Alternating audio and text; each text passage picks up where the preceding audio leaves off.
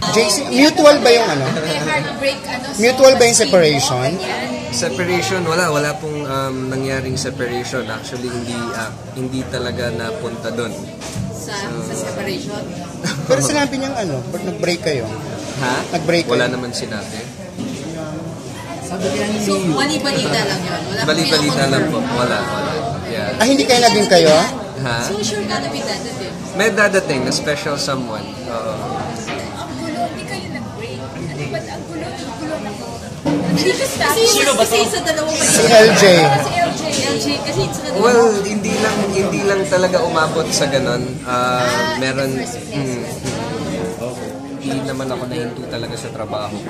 And yun talaga yung main purpose ko is to work, to earn, magbaon ng maraming projects sa future.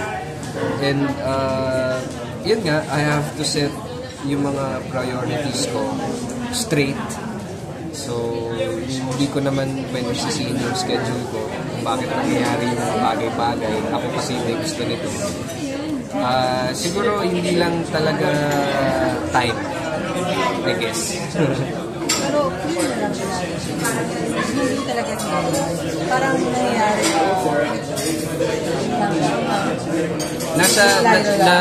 napunta kami sa stage na pinag-usapan na namin on how to fix things, paano yung adjustments, paano yung gagawin namin together.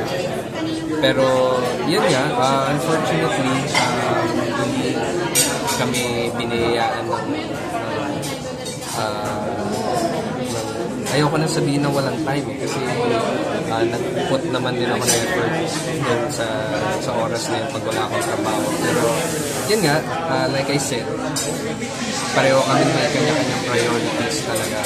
So, I think hindi lang talaga siya nag-match. And ako yung nag-decide na to stop. To stop the relationship. Walang confirmation about the relationship. Yung part na yan, gusto ko siyang i-keep ng private kasi si LJ napakabait naman na tao yun. So ayaw ko nang madagdagan pa yung kahit anong issue sa kanya. So to stop it So yung relasyon ng friends since nung nag-decide ako to stop, hindi na ulit kami nakapagkita. Yun nga, since tumanggap ako lalo ng maraming trabaho.